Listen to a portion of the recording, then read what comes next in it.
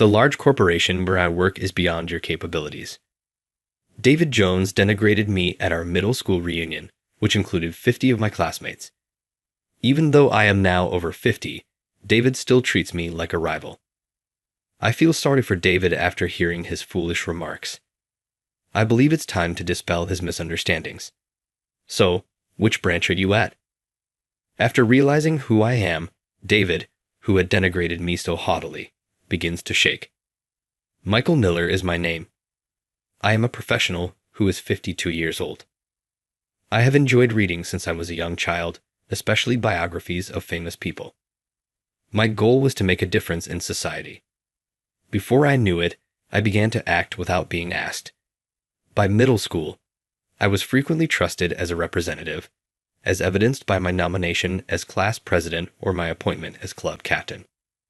But I always took care to avoid being egotistical or controlling other people. I steered things in a pleasing direction and led conversations with those around me, following the model of previous great personalities. This strategy was well welcomed, and I had a happy time in middle school. I've had a happy life throughout high school, college, and my career.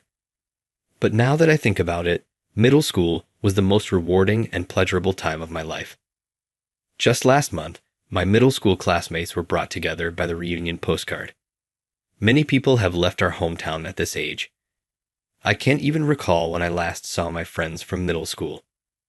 I indicated my attendance right away and mailed a reply card because I was so excited about seeing my former classmates. I was excited and uneasy as I made my way to the location on the day of the reunion. There were already several individuals at the door to the upscale hotel where the reunion was held. "Is that Michael, Hugh? It's been a while." As soon as I got there, my classmates welcomed me. Most were there already, but I felt like I was early. Like me, everyone must have been anticipating today. We are all in our 50s today, unlike when we were teenagers in middle school. Everyone had grown older, yet their youthful features persisted, which made me smile naturally.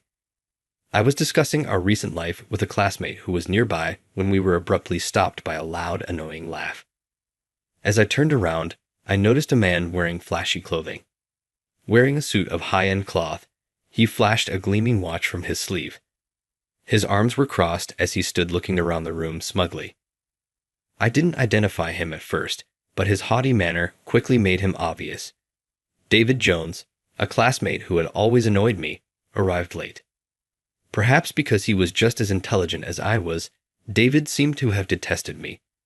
However, in contrast to me, who was fortunate to have friends, David had a harsh disposition and attacked anyone he didn't like. The upshot was that our peers avoided him. Although we were enjoying our talk, David's presence caused us to look at each other uneasily. To avoid him, some students even got up from their seats. However, David saw me and smirked as he approached. "It's been a while, Michael." "You look a little shabby," David remarked. "At first, David, I didn't recognize you.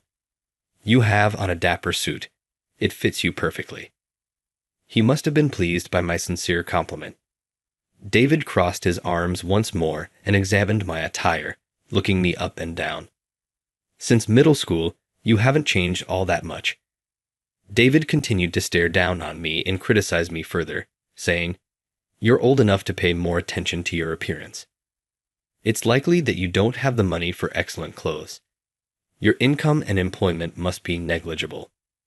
Additionally, you may be dining at a hotel for the first time tonight. Be careful to consume enough food." He appeared to be oblivious to the annoyed glances from those in our vicinity. I could only smile uncomfortably because I didn't want to quarrel, and David continued to spew insults without considering the reactions. David eventually became interested in our careers. "What do you guys do for a living, by the way? You must not have essential occupations based on your shoddy attire." David began speculating about each classmate without waiting for responses. "You must work at an auto repair business because you were always reading automotive magazines in middle school. And you and your family own a farm? You are most likely working on the family farm because you were never able to find employment." David persisted in making prejudicial assumptions while pointing at classmates. As was to be expected, an uneasy mood descended around the group, and David received no response. David merely laughed out, whether he was unaware of the critical tone or was just dismissing it. Most of you probably spend your time growing vegetables or taking care of animals, always busy with work. I'm different from you all. I'm smart and intellectual, so I work for a solid company.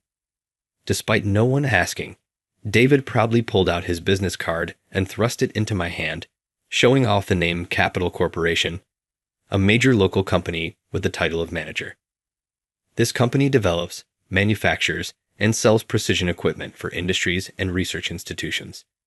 Seeing the unexpected company name, I couldn't help but gape.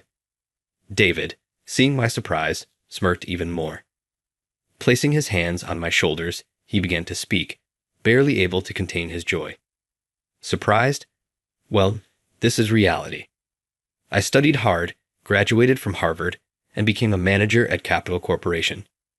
Where did you end up? How much did you study after middle school? No matter what university you graduate from or what job you have, people are not superior or inferior. Different jobs support each other, and that's how society functions. My tone became harsher. It wasn't just because David insulted me, but because I couldn't stand his attitude of looking down on our classmates in professions like farming and livestock raising. David seemed surprised by my harsh response. He stared at me blankly for a moment. Then his expression twisted. If you're so defensive, Michael, you must be doing manual labor. You were always pampered, but it looks like you didn't put in the effort after middle school. He turned away as if he'd seen something disgusting, shaking his head exaggeratedly. Talking to someone on a different intellectual level is exhausting. I usually talk with my fellow Harvard grads, so the conversation is completely different. See, you enjoy mingling with the lowlives. After saying that, David moved over to the table where the women were talking. It's a shame he ruined the atmosphere when we had all gathered to enjoy ourselves. I apologized to my classmates, but their criticism was all directed at David. He was annoying back then, but he's even worse as an adult. Indeed, David had always been boastful and oblivious to others' feelings since middle school. Back then, we thought it was just childishness or pride, but it seems it was part of his nature. If he hasn't changed by this age, he probably won't ever change. Watching David force his way into the women's group, I sighed deeply. After David left, I decided to enjoy the conversations with my classmates.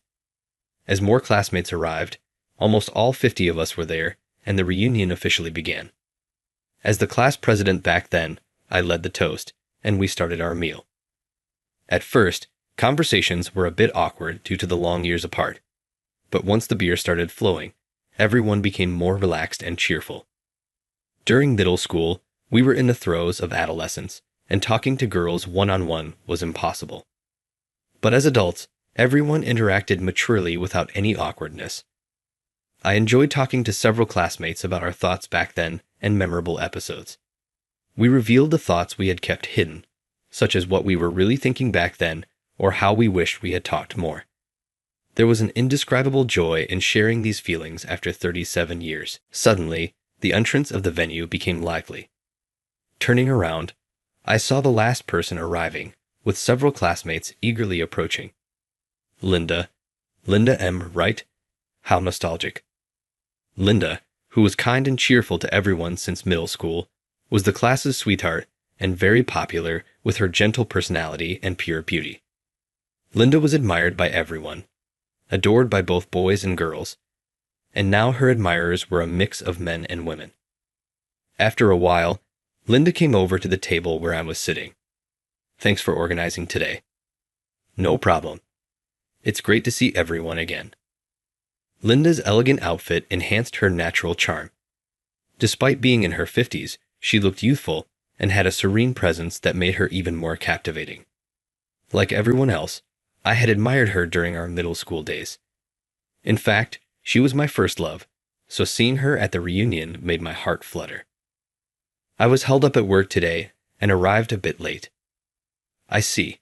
Well, we just started, so enjoy yourself until the end. As we exchanged small talk, I couldn't help but notice her beautiful hands. There was no ring on her left ring finger. Feeling my heart race at this unexpected discovery, I momentarily hesitated, wondering how to bring it up. Noticing my gaze, Linda's eyes widened in realization. Oh, this. At that moment, a familiar voice interrupted from behind. There you are, Linda. Talking to Michael is just a waste of time.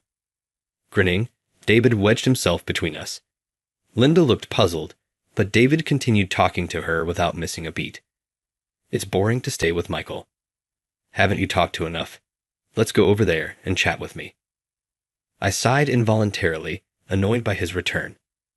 David twisted his body to block Linda's view, scowling at me as if to say, "Get lost." Talking with Linda is enjoyable, but we had spent a lot of time together at the reunion already. She probably wanted to chat with other classmates too. Thinking this, I glanced at Linda. She looked troubled, glancing between David and the other classmates at the table he had joined. As I considered what to do, David nudged me with his elbow. You should eat as much as you can now. You probably live a poor life and only eat bad food. After saying this, David had a staff member bring a chair and forced himself between Linda and me. I became a manager years ago. Talented people like me quickly climb the ranks. People working in farming or construction are on a different intellectual level. David was eager to boast about his abilities.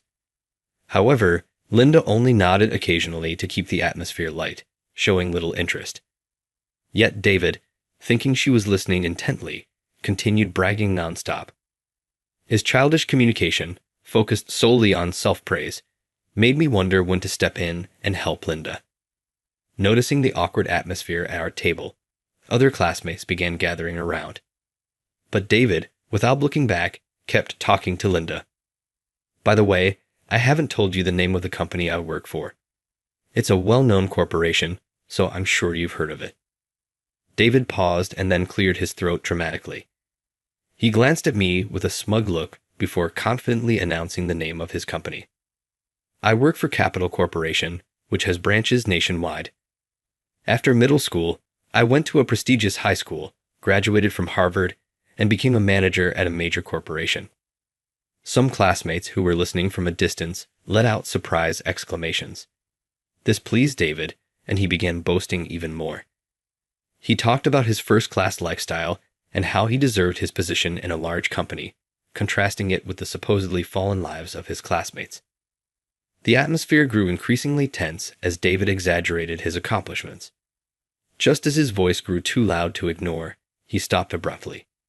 Turning to me, he flashed a provocative smile. How about that? You must be surprised to see how much I've succeeded since we studied together. But a big company like mine is out of your league. Being looked down on in front of 50 classmates, I felt a strange nostalgia instead of anger. In middle school, David always competed with me in everything, from math quizzes to 100-meter dashes in gym class. But I never cared about winning or losing and saw school grades as a way to gauge my own learning. So, I never responded to his provocations. My classmates always got angry on my behalf, and now, as if echoing the past, they looked at David with anger and frustration. There he goes again, bragging, Michael muttered. David didn't do anything yet, and he's still so annoying. Some classmates openly spoke up against David, while others whispered among themselves.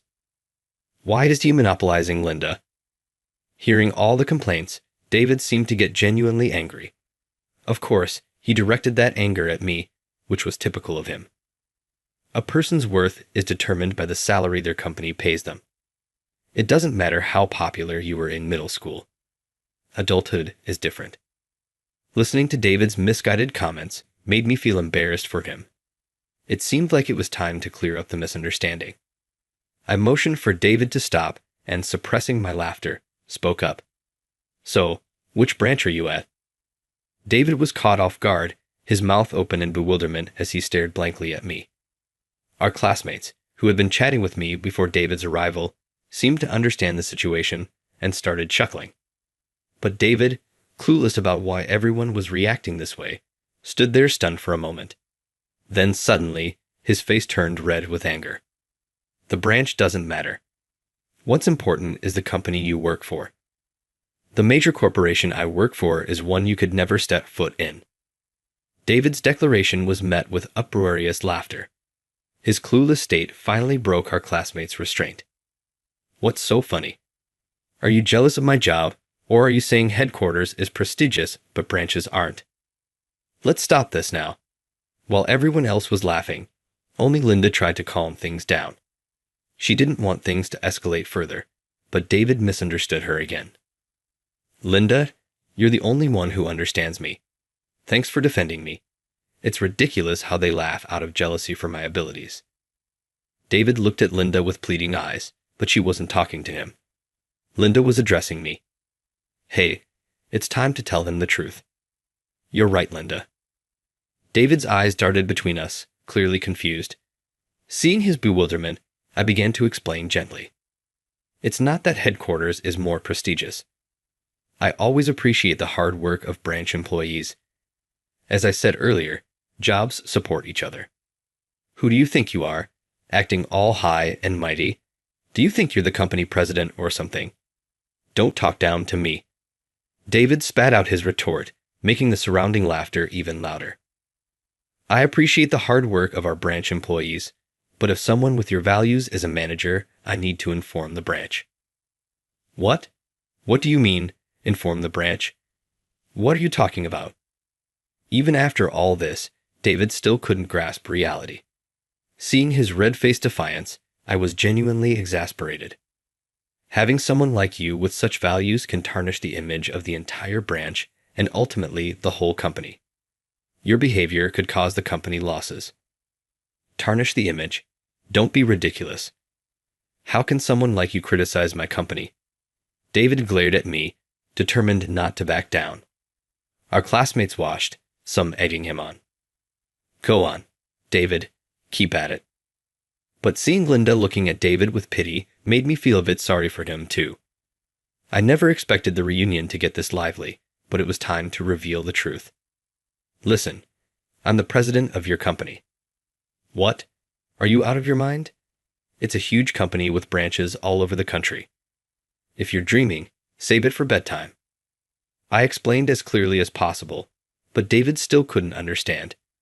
Realizing that no amount of explanation would help, I was about to give up when Linda spoke to David. She pulled up something on her phone and showed it to him. Look at the company's website. You should know the face and name of the CEO if you're so proud of the company. Displayed clearly on her phone was my picture and the name, Michael Miller. David finally understood I was telling the truth. His face turned pale, and he began to tremble. No way. I really didn't know. Remembering the terrible things he had said to me, he suddenly began to fawn and speak in a sycophantic tone. Maybe I went a bit overboard, but you'll forgive me, right? We were always good friends. It's not about forgiving. It's about the attitude of looking down on others. The fact that you changed your attitude, now that you know I'm the CEO, is exactly the problem. Despite my explanation, David kept grinning and offering insincere apologies. It was clear he still didn't understand, and I sighed deeply. Anyway, I'll make sure the branch knows what I saw and heard today. If you're always working seriously, there shouldn't be any issues. I mean, I always work seriously. You don't need to worry about me, sir. David suddenly straightened up and started speaking to me in a respectful tone. His blatant change in demeanor showed he truly didn't understand anything, leaving me exasperated.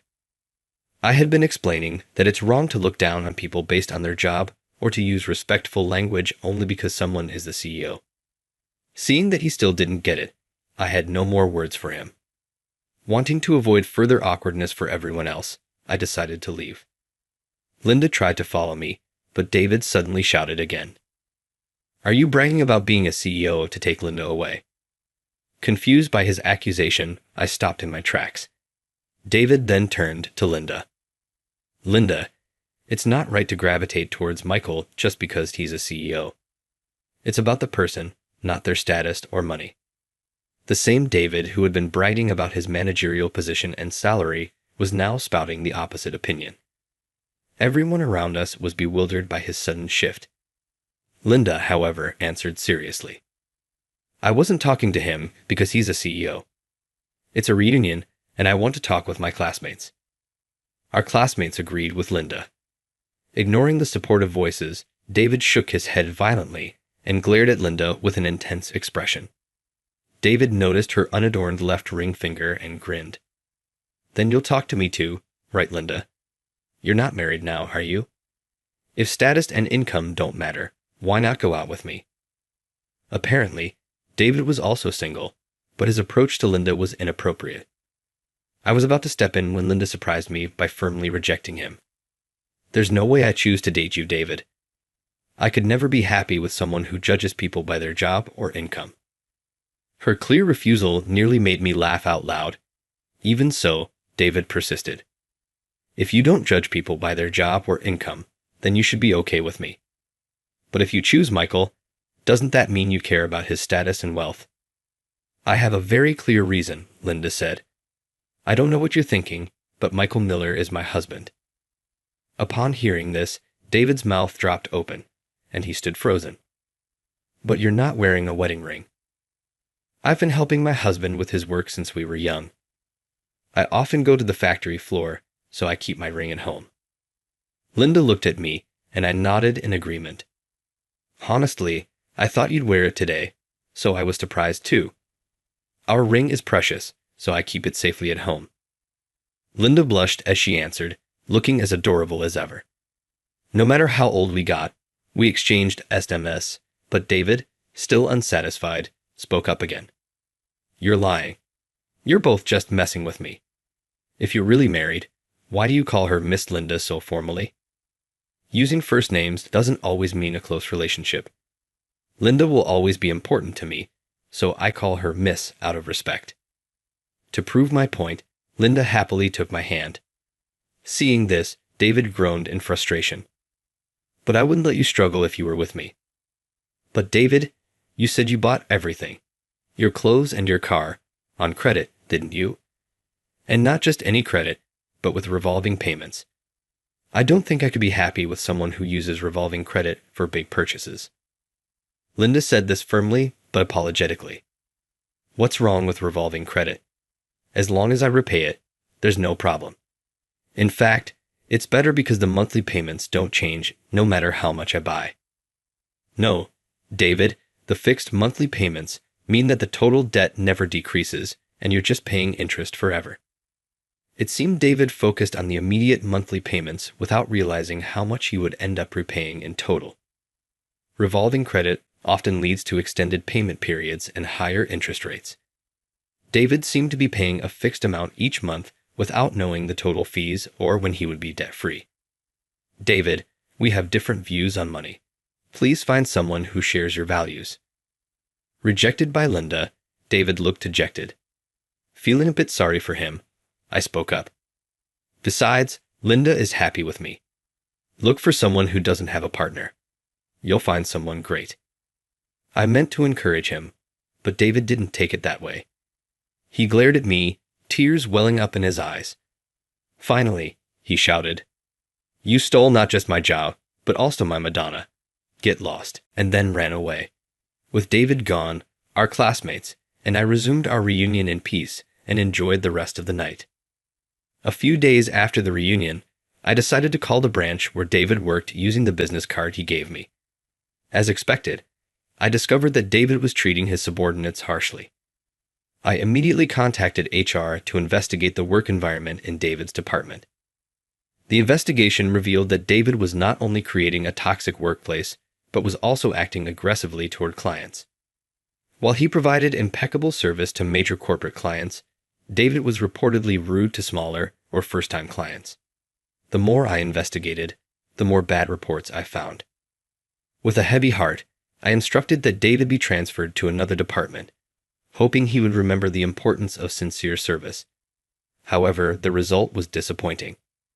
Unable to forget his past glory as a manager, David clashed with his younger superiors and continued his rude behavior toward clients, leading to his isolation at work.